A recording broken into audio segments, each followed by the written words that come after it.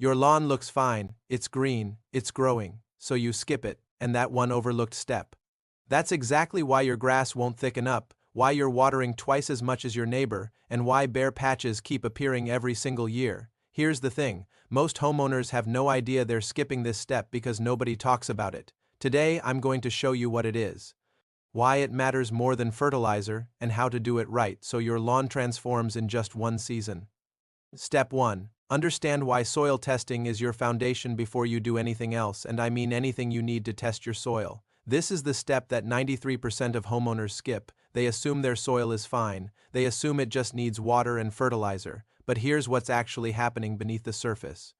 Your soil has a pH level, nutrient deficiencies, and mineral imbalances that you literally cannot see with your eyes. You can water perfectly, mow at the right height, and apply fertilizer religiously, but if your soil pH is off by just 1 point, your grass cannot absorb any of it. It's like pouring premium fuel into a broken engine. The money is wasted.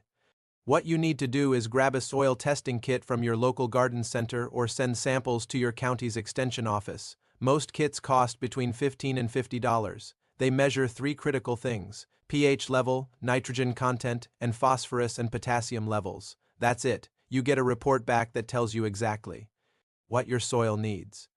Most people don't do this because it feels like extra work, but here's the truth. This one step saves you hundreds of dollars in wasted fertilizer and years of frustration.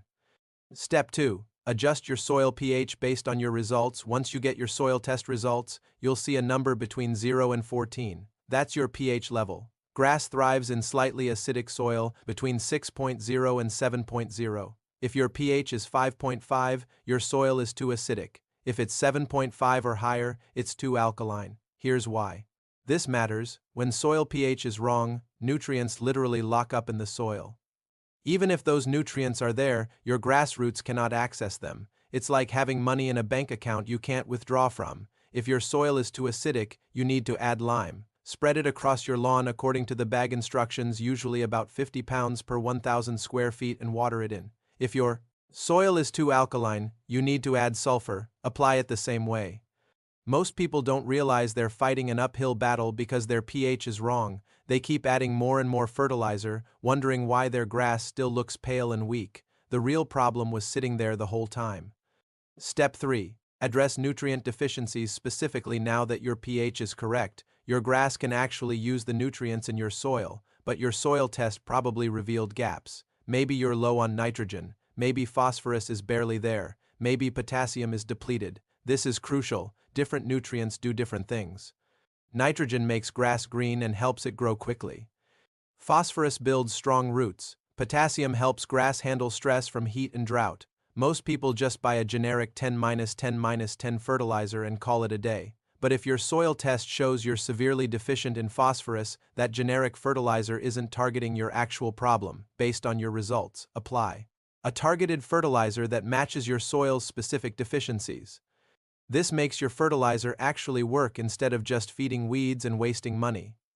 Step 4. Establish a seasonal schedule based on your soil type. Here's the pro tip that separates people with perfect lawns from people constantly struggling. Timing matters more than quantity. Your soil type determines when nutrients become available. Clay soil holds nutrients longer but drains poorly. Sandy soil drains fast but loses nutrients quickly. Loamy soil is ideal but still needs strategic timing. Once you know your soil type from your test, apply slow-release fertilizer in early spring, late March, or early April when soil temperatures hit 55 degrees Fahrenheit. That's when your grass starts actively growing and can use the nutrients. Apply again in early fall, late August, or early September when cooler temperatures reduce stress on your grass. Never fertilize in midsummer. Your grass is stressed from heat, and fertilizer will make things worse, not better. Step 5. Retest every 2 to 3 years and adjust. This is where most people fail. They do a soil test once, make adjustments, and never touch it again. But here's the thing. Soil changes. Every time you fertilize, every time it rains, nutrient levels shift. Every 2 to 3 years, do another soil test. It costs the same $15 to $50. You'll catch deficiencies before they become problems. You'll see if your pH has drifted again. You'll know exactly what to apply instead of guessing. The homeowners with the thickest, greenest lawns, they're not doing more work, they're doing smarter work. They test their soil once, adjust based on results, and then follow a simple seasonal schedule. That's it. No mystery, no guessing. So here's the bottom line. Most lawns fail because the foundation is broken, not because homeowners aren't trying hard enough. One soil test changes everything. It tells you what your lawn actually needs instead of what you think it needs. Do this step first, and everything else, watering, fertilizing, mowing, becomes actually effective. If you've never tested your soil before, comment below and tell me what problems you've been having with your lawn. Yellowing grass, bare patches, thin growth?